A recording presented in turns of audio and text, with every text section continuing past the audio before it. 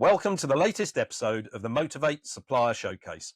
I'm Neil Smith, CEO of Motorvait Automotive Consultancy, and in this series, I'm sitting down with the innovators behind the UK's most exciting automotive businesses.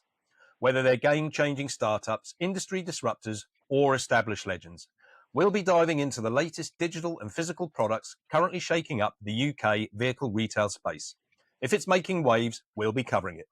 My guest today is Keron Hurlstone, Business Development Manager at MTC Autonomy, a business that revolutionises vehicle retailers' online presence, streamlining operations and boosting sales with its powerful dealership website platform. Welcome, Keron, and thanks for being my guest on the latest episode of the Supplier Showcase podcast. Oh, Neil, it's an absolute delight. I've been really looking forward to this. It's taken a few weeks and I've been looking at everybody else and what they've been doing and what they've been saying. And I don't doubt it'll probably be a bit more clever than me, but thank you. I'm truly, truly honoured. No problem at all, Keron. I'm sure it's going to be a great podcast. Right. So look, you and I have known each other for many, many years now. I'm not going to say how many because that would reveal our age probably. So I'm not going to go down that route. But probably the first time I met you was you came to see me at Imperial to introduce RAC cars. Clearly, you've been on a journey since then, as have I. But to enable our viewers to get to know you a little better, a regular feature of this podcast series is the guest icebreaker. So please tell us 3 interesting facts about yourself, 2 of which are true and 1 that isn't. We'll then let the viewers reflect on this during the podcast, and I'll ask you to reveal which are true and which is false at the end. Okay. Fact or fiction number 1. I am a qualified dressmaker and dress designer, and I specialise in bridal. Okay. Fact or fiction number 2. Actually, no, I'm not going to do that one. I will say that it's probably, yeah. I will say that fact or fiction number 2, I have met John Bon Jovi 7 times. I've had dinner with him twice. I will say it was backstage, so it wasn't alone, sadly. But and he is by far the man that I should have married. Fact or fiction number 3 is that when I was a young teenager, I would say, I took part in a lot of beauty pageants or beauty, whatever you want to call them in the UK. And I travelled with Steve Wright, the Radio 1 DJ, on the Radio 1 road shows. Brilliant. So some quite diverse facts or Can fiction I just there. spout that one? Not with Steve Wright. Steve Wright was the Radio 1 host. I was not he with was the Steve DJ. Wright. You weren't actually with him next to him in the No, bus. I was just doing all the PR type stuff. Got it. Okay, brilliant. Well, look, thanks for that, Keron. All very interesting, and I'll ask you to reveal which was fake at the end. Okay. Okay, let's learn a little bit more about Keron Hurlstone. Tell me about you, your background, and how you ended up where you are today. Okay, so I am the daughter of Geordies. Sadly, my parents are no longer here, but my dad was a pitman, a Geordie pitman, and there was no messing with my dad. He was a good man, though. My mum was housewife. She took care of 5 children. I've got 2 older brothers and an older sister that are 9, 10, and 11 years older than me. And I had a younger brother, sadly, who's no longer with us. But yeah, growing up, it wasn't, I wouldn't say we were poor, but we definitely didn't have a lot. But we were loved, we were fed well. My dad had 2 allotments, as Geordies tend to do. So there's no vegetable I don't think I've ever not had. It was very strange, though, because it was a coal mining estate.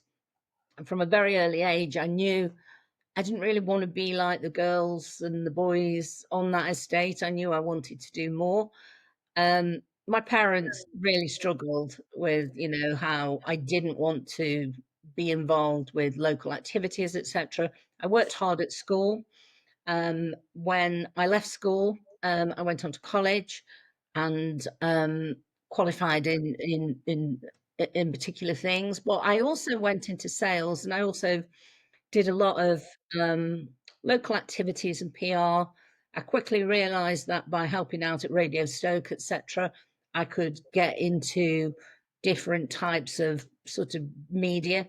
I really wanted to be on the TV. At the age of 12, I was convinced I was going to be a star. But no disrespect to my parents, they just didn't know how to do it. We were not from that type of business. So I really had to fight for myself sort of after the age of 16, 17. But I knew I knew I wanted to do something different and I knew I wanted to be different.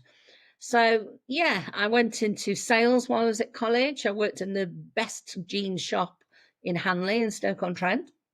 And I realized that I could sell more jeans on a Saturday than the whole team could in a week just by, being really great with people. And the kinder you are with people, the more sales I tended to Yeah, make. And, complimenting them and making sure, the jeans, it was the days where they would stretch jeans and you'd be have people on the floor and you'd be zipping them up with, it was a crazy time. But I quickly realized that I knew that was where I wanted to go and what I wanted to do as well, as I wanted to be with the consumer. And I realized, I was good at it. yeah, Non-stop talking as per usual, and I've never stopped. I do try. I really do try not to talk. But yeah, so obviously I was married. I've been married twice. My first husband had a record company, so that was fun. And yeah, it was good, but it didn't last that long. He was quite adventurous in lots of different ways. And then I married Kevin, and I call him hubby. It's very, very rare I use actually his name. And we've got wonderful children, and as everybody knows, I adore my grandchildren. yeah, They are the blessing that everybody talks about, and it isn't until you get them that you yeah, realize how great they are, to the point where you don't even trust your own kids to look after the grandkids because you know how crap your own kids are at looking after themselves. yeah, But even so, it's a joy for me, and it's something I've absolutely loved. Um, as everybody all probably knows as well, we've got our Caitlin who's struggling with leukemia at the moment. yeah, So we're going yeah, through that as a family. But as a family, we stick together and we support each other. And we're taking it one day at a time with her. She's just had a stem cell transplant. She's got to have some more work. So it's not rosy, and I don't pretend it is. But we stay positive for her and we make sure we don't scare her. That's the main thing. yeah. Understood. Work-wise, automotive was where I should have always been. I wish I'd joined automotive and almost from the beginning. You know, I came into it about 27, 28 years ago now. And within 6 months of working in automotive, I realized that what a great industry. What a brilliant industry. And it's almost like a football team. You're so, so protective of it. Your friends and even Yeah, family go, oh, I got ripped off, blah, blah, blah. And I go, actually, you probably didn't. There's probably only £300 in that car that you've bought, yeah, by the time the dealers had to do everything and, the marketing and standing it and warranty, etc., etc. So for me, I almost found myself. So as much as I love the kids and husband and family, work for me is absolutely top. Every morning I get up and I go to work. So that's yeah. a little bit about me. Yeah, and I think, look, I think you're right about the industry. I came in the industry probably only 15 years ago now. Was on the outside edge of it prior to that, but once you're in, it's difficult to get out. It's just like it's one of those all-encompassing industries, and as an industry, the way over the last 5 years that this industry has had to adapt to the challenges that have been thrown at it is phenomenal. Yeah, You know, yeah, very much not so. not many industries have had to go through what the automotive industry has, and as an industry, the return on sales is minimal, as we know. There's the phrase that if you want to make a little bit of money out of automotive, you're going to have to spend a hell of a lot to do it. So it's a difficult industry. It's run on a knife edge. We saw that at Imperial. Once you hit volume levels, the smallest tweak, the smallest change can put you into a negative rather than a positive. And, the stress that's aligned with it today, I think through vehicle sourcing, the finance regs, economy, it's a difficult place to be at the moment. It definitely, definitely is. And, I remember me and you talking probably, I don't know, 6, 7 years about, consolidation and, Yeah. the bigger groups taking the smaller family groups, etc., which I think is rather sad. I mean, one of my favorite Ford dealerships was in Accrington, Stanley, Right. Graham Ford. And the managing director there, and I'm talking about 2002, 3. he was like the most professional, kindest, loveliest man you could ever wish to meet. I was only selling him glasses guides at the time, and a Yeah, few little products, but he'd make you so welcome. I do apologise. I've got hay fever, by the way. that's okay. Um, you know, and I, and they got swamped up by Stoneacre, and no disrespect to Stoneacre, they're brilliant at what they do, but it was so sad that I didn't see the ground forward anymore. If I, you Yeah, know, I, and it's small things like that when you've been in this industry a long time, you just think, oh gosh, that one's a sad one for me yeah, because it had great memories, and there's loads like that. I mean, I used to come down to you and, yeah, everybody made me welcome. But that was because I really made the effort to manage you well yeah, and protect you and support you and fight for you. It's something I say to my employees that be warned, I will fight for my clients. Don't think, we can do something and I'll go, oh, no, that's fine. Because I said, I will fight for them and go, I think that's unfair. I think we could do better, etc. So that's still really important to me now. yeah. And look, that's the whole customer support piece. It's treating customers fairly, it's respect, and you've always been great at that, Keron. And I think talking about companies that swallowed up, obviously we were one of the biggest victims of that coming out You of were, COVID. And it is, and our journey wasn't finished as far as we were concerned, but we were not in a place to continue it. So, having looked at the sort of fallout there and across many businesses, it's just difficult out there at the moment. But let's talk a little bit now yeah, around autonomy. As BDM there, obviously you're pushing forward with MTC Autonomy now. Just give us a little I am. flavour of what that business does. Do you know what? It's such a great business. Alex and Ewan, who are the owners, then you've got Anthony, who's one of the co-owners, and there's a few other people on the board there. It's probably one of the most diverse businesses I've ever worked for. What they're very, very clever at, actually, and is they employ people for the experience and the knowledge. Yeah, So they get the right person for the right job. And there's 4 different BDMs. There's me in automotive. There's Scott, who is in marketing and retail, and he is incredibly clever.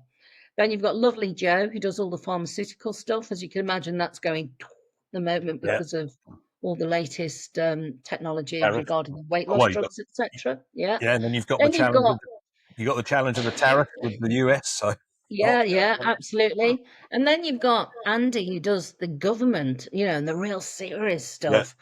And, he's the most interesting guy you could ever want to sit in a room with. When we have BDM quarterly meetings up in Scotland, and, I joked at the last one because we were all chatting and talking.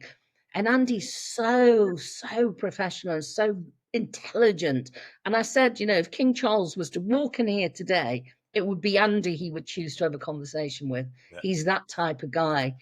And, Anthony, who is one of the co-owners and he's the business development director and manages all of us, he's so brilliant. How they operate and how they talk. Everybody is a colleague. They're not your manager. When we're out yeah, together and we're talking to clients, it's all about respect. It's all about really, really bringing in the very, very best of what we do. And with autonomy as a back end platform, just to be clear, MTC is the company. They're the right, web design business. Autonomy is the product. So it's a back end platform. And it's exactly what it says on the tin, basically. So we are autonomous, it is autonomous. yeah, We build APIs so the dealer can choose who they want to partner with. They want CAP, okay, if they want code weavers, they want iVendi, do they want dealer kit, do they want Keeler? It doesn't yeah, matter. We will build and it will be built and it will work. And they've got the single login through autonomy to manage all of that content, all of them offers, all of the stock. They can bring in their DMS, they can bring in their CRM. It's absolutely incredible. We're just actually building into that now with a replacement. I don't know if people realize that MTC built Silver Bullet that was sold to Keeler. okay, yeah, yeah, So we built a replacement for that now, which is being launched this year. Um, Currently, it's called Build a Deal. yeah, Hey, thought about that one. yeah, But yeah, it's going to be for new cars as well as used cars. So right. that's going to be incredibly important. I do apologize. That's okay. I'm trying to keep taking That's, Piriton. It's going to be terribly important for an online retailing prospect, because that is now becoming more and more important, that they want to allow the consumer to do that full transaction again, especially on new cars. I do apologise. 1 second. No problem. Get me some water. Water. Sorry, I was going to get me some water. So I do apologise now. So yeah, so that's another great addition, and that will be embedded within Autonomy. So our dealers will get that as part of the product going forward. It's, the websites that I'm winning are on merit. Yes, they trust me. Yes, they know me, which is great. But some of them don't. Some of them are new. So I have to sort of prove my worth as well still. But they're great. Sandycliff goes live I'd hoped it was this week, but it's probably going to be the end of the month. Okay. And that's a great thing as well, that we don't want to set websites live and then you have your snagging challenges, etc. Yeah. But I think when people see Sandycliff, it's the first of probably about 10 that's going to go live in the next few months that we've built. Yeah. Everybody at MTC is employed by MTC. We don't outsource anything. So we have a team of designers, back-end developers, marketing, you name it. We have the people to do the job. So for me, it's the dream role, really, because they allow me to do what I do really well. I have the support of everybody within the office. Anthony is magnificent, as a support as well. I do like to take him out to the really big groups. He's one of the owners of the business. And to get him involved in the automotive sector more, he's learning all the time as well. They brought me in for automotive knowledge and experience, and I'm bringing that back to the business now. And I believe we are going to 100% be, by 2026, the biggest positive disruptor in the UK regarding automotive web design. Brilliant. So look, all sounds really exciting, and clearly that sort of development path and acceleration is going to be pretty impressive if you hit your targets there. So probably just moving away from MTC Autonomy for a moment, you're very much seen as a voice for the empowerment of women in the UK automotive industry. So it'd be good to understand more about how you promote this and what your views are on that piece. I am sorry, that is the famous hobby. So yeah, it's really important to me, Neil. I mean, really, really important. I've spent a long time as a woman in a boardroom where it's just been men. Yeah. I'm braver than some, that I can stand up and speak for myself. However, there's many occasions I wouldn't like to think back on, and many occasions, and I'm not just talking about automotive, I'm just talking about in life in general, where some rather awful things have happened and been said. So for me, young women coming into automotive, it's a far more positive place, and it's a wonderful place. I'm speaking again in 2 weeks at a school, they've just done their GCSEs, etc. They're about to go on to college, etc. Some are still not sure about what they want to do. I go in and I talk about automotive, and the first question I ask is, when you think of automotive girls, what do you think about selling cars? I said, well, I don't sell cars. I said, Yeah. 90% of the women that I work with don't sell cars. I said, but there's nothing wrong with selling cars, and you can make a really great career out of being a wonderful, brilliant salesperson, especially now with EV, etc. Women like to talk to women like to chat to women. So it's important that we keep honouring these young women. I just nominated, I won't say who I've nominated for for the woman of the over 30%, Julia, but the person I've nominated, I've known since 2002, and I've watched her growth, through different businesses and to where she is now. And I absolutely adore her. We have a silly joke because I call her my niece, on social media, etc. Because I absolutely love her so much, because I'm so proud of her, the work, and I've seen that she's put into. But there's so many more like her, and there's so many that we still need to start championing. I do apologise. So, for me now, it's about, I'm doing British Motor Show, so Driven Women again. I'm working with Michelle and George on Women Drive EV. I'm doing the schools and the colleges. I'm getting more and more involved with that part of the business, and I'm really, really trying to champion on social media now. I'm going to start doing from the end of this month a young woman of the month in automotive, and do a little Yeah. bit about her and about why this person is important. Because whilst all these awards are brilliant, it's always the same people, Yeah. and we need to start bringing up these younger champions that we've got in automotive now, who will then start talking to the younger versions of themselves and bringing them into automotive. So for Yeah. me, it's a passion. Yeah, definitely. And I can see that. Yeah. And clearly it's it's having an impact. And, a lot of the 30% Club now and various other sort of organizations that are set up around that piece are really starting to push that message out there. And, within marketing in automotive, there's no real sort of differential between male and female now. There's a lot of great female marketeers in automotive and across the businesses now. And we saw it within our time at Imperial over the years. When I started in that business, there was no one on the sales floor that was female. When we ended that business, there were not a significant proportion, but there was definitely an improvement in the sales environment and sales arena, and on the after sales side, after sales Look at management. Kelly. Kelly was brilliant. She literally Yeah, ran that whole division. And, that's it. I used to love going to meet with Kelly. Yeah, Again, it was a great relationship. But I've got a saying now that I've started using when I'm doing these presentations and when I'm doing mentoring. And it's, as I'm getting older now, I always finish with, look, girls, I'm just keeping the seat warm for you. yeah, It's time for somebody now to start thinking how you know our experience brings to you guys and what we can do, and start being more positive and start being more kind and start being more inclusive, and yeah, and start actually, because there's nothing worse than women not supporting women. And that's no disrespect to men, but you've got enough champions. For me, we need to start really, really thinking about what we can do to help each other and yeah, keep pushing into this industry, because I am so passionate about automotive. There's I can honestly say I don't believe there is anything bad in automotive anymore. There's a few things that get better, yeah. but where we are today compared to where we were even 10 years ago, chalk and cheese, Oh, absolutely yeah. chalk and cheese. 100%. Look, there's always going to be the rogue dealers out there, which are far and few between now.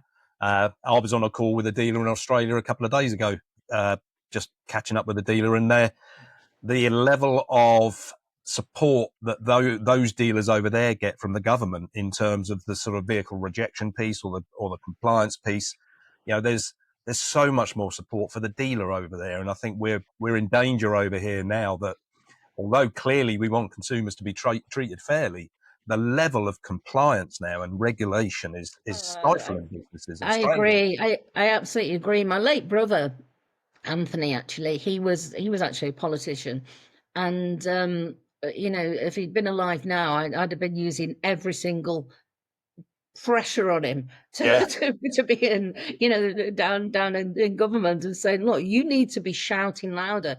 I mean, I've got a meeting actually with my representative in Cheshire in 2 weeks' time, right. for exactly what we're talking about women in automotive, but for her to stand up and start talking about it, in question time, Yeah, I said, I'm sick of hearing the same things again. We're talking about loss of manufacturing in the UK, but we're also talking about the loss of automotive.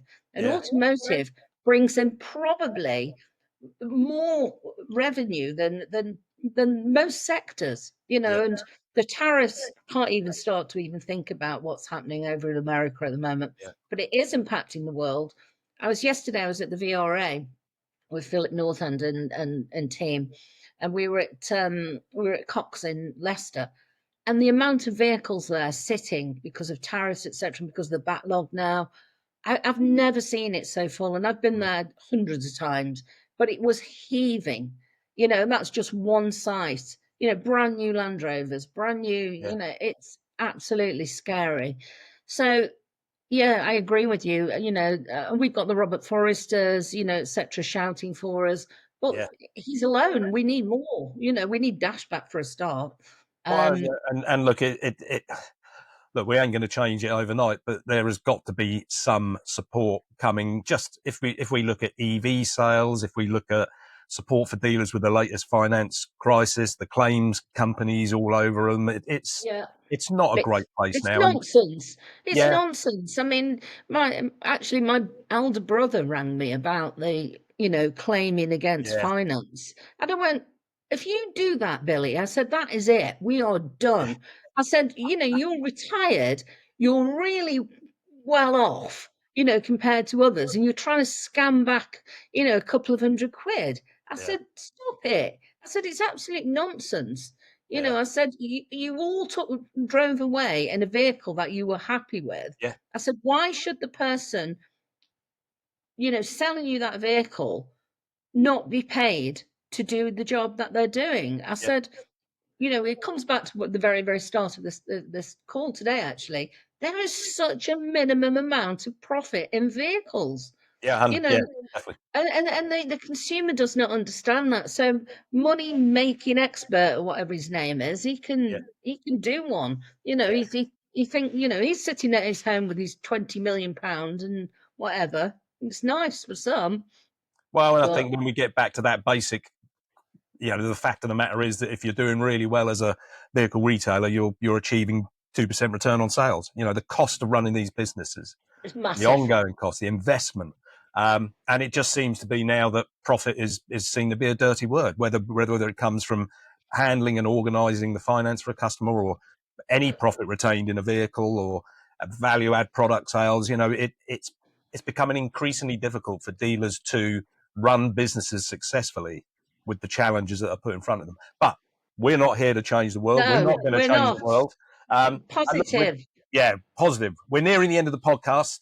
So in conclusion, MTC Autonomy boasts all features needed to drive success online, seamlessly integrating all of your essential tools such as stock finance, valuations, finance quotes, servicing, leads, e-commerce, inquiry management, and AI-generated imagery, as well as content, saving your teams hundreds of hours in time. Keron, I've really enjoyed our chat today, and thank you for Oh, me taking the too. time to take us through the services that MTC Autonomy offers. Before I let you go, we need to clear up the icebreaker question for our viewers. So, which of the three interesting facts was in fact false? It was John Bon Jovi. I've only met him 4 times, and I did have Oh, a devastating. backstage buffet just the once. So it Well, was a little lie. yeah, I was recently in Nashville, and I went into John Bon Jovi's bar in Broadway down Oh, there. Unfortunately, he wasn't there, so I can't give you any decent stories there. But I did drink in his bar, so well, that's my I'm happy with that. I'm happy with that. that's my Bon Jovi fact. So look, thanks again, Keron, for your time today. For more information about MTC Autonomy, visit the website www.getautonomy.co.uk or message Keron on LinkedIn. Thank you for watching, and a quick reminder that here at Motorvait, we offer 1 hour remote one-to-one dealer discovery sessions for free. To learn more about these sessions and why you should book one, visit our website www.motorvate.co.uk. Goodbye. Goodbye. Thank you. Thank you.